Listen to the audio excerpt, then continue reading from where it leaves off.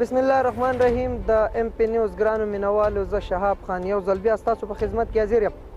ګرانو کتونکو، نن موجود یم د تحصیل بریکوټ په یو ستر کلي کې، د کم کلي نوم چې دی کوټه.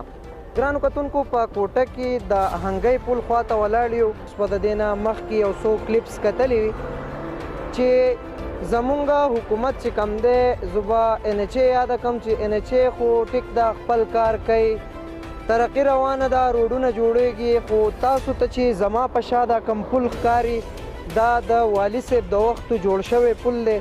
نو روډ جوړیږي، پلنیږي، خو پل په دغه ځای باندې پاتې کیږي. د کوټې چې څومره هم مضافات دي، تلنګ چورخی د هغې سایډ نه ګاډي راځي، بره منګوري سایډ نه هم ګاډي راځي، او شاته د لنډاکي سایډ نه هم ګاډي راځي.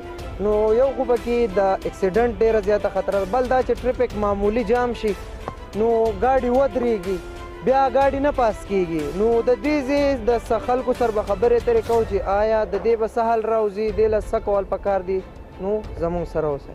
بره او لاندې چې ستاسو وینئ روډ ټې ډبل شو، تارګول هم نه شو، خو دا کال کې پاتې شو. نو دا یو ډېر نیګیټیو هغه دی. جی ټي روډ دی دا، که نه که په دې پل چېرته درې ګاډي په یو ځای راشي نو پاس کیدی شي پې؟ نه شي پاس کېدی پې، دوه پې ډېر په مشکله پاس کېږي. چې غټ ګاډی راځي نو بل ورته دې خوا ودرېږي. اوس په دې څه کول غواړي چې په دې کم از کم 4 ګاډي پاس شي؟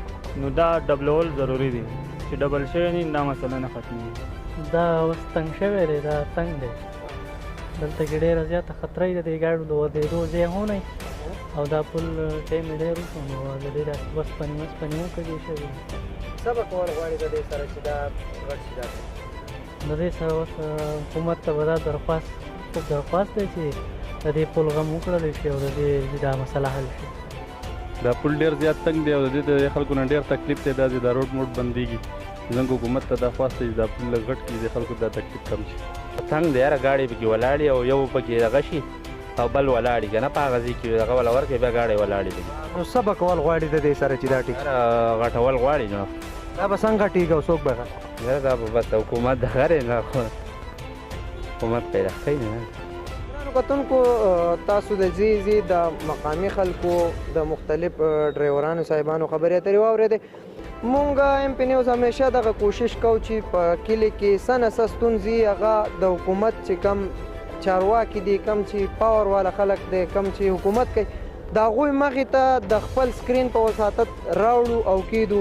نو زمونږ حکومت ته صرف دغه یو ریکویسټ دی، یو درخواست دی چې د دې غټې مسلې نه هم دا خلک خلاص کړي.